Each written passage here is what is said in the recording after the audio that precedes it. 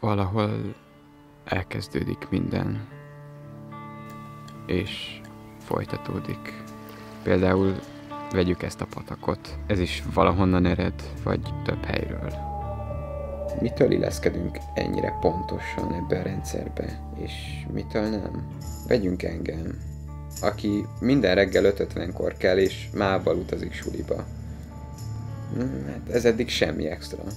De mondjuk ha azt mondom, hogy én vagyok az, aki még júniusban is téli kabátba jár, vagy aki analízis vizsgán is a következő film ötletét keresi, vagy aki a nyüzsgésben is megtalálja az értelmet, aki az elképzelése mellett a végsőkig kitart, aki mindig vár valamire, félve a változástól.